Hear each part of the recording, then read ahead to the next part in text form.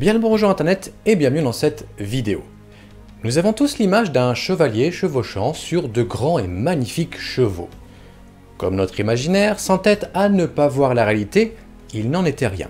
Comme tout le monde le sait, nos preux chevaliers avaient comme tâche hardie de sauver la princesse. Ils chevauchaient fièrement sur leurs poneys devant les belles dames. Attends, des poneys? Quoi?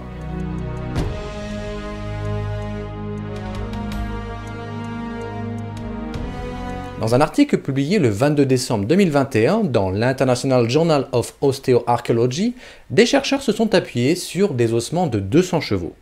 Cette étude couvre une période allant de 300 à 1650 après Jésus-Christ. Et là, stupeur. Ils ont découvert que sur 171 sites archéologiques, les chevaux mesuraient à peine 1,40 m de hauteur au carreau, là où nos chevaux actuels dépassent les 1,70 m. La classification actuelle de ces équidés les place dans la catégorie poney. Les plus grands chevaux répertoriés mesuraient 1,50 m, soit la taille de petits chevaux d'équitation légers actuels. Ce n'est que vers 1500 après Jésus-Christ que la taille des chevaux ont augmenté suite au commerce se déroulant au Moyen-Orient et proposant bien sûr des pur sang.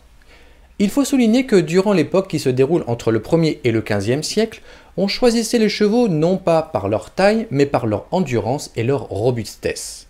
Et pourquoi ? Parce que les armures faisaient bien leur poids et qu'il fallait également une bête capable de couvrir de grandes distances. Sachez également que ce n'est pas la taille des hommes qui ont influencé la taille de leur monture.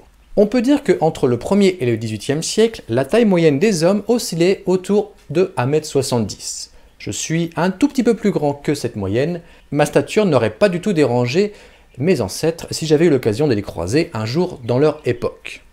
Pensez ceci, quand vous regarderez un film avec des chevaux et des chevaliers, pensez plutôt chevalier et poney.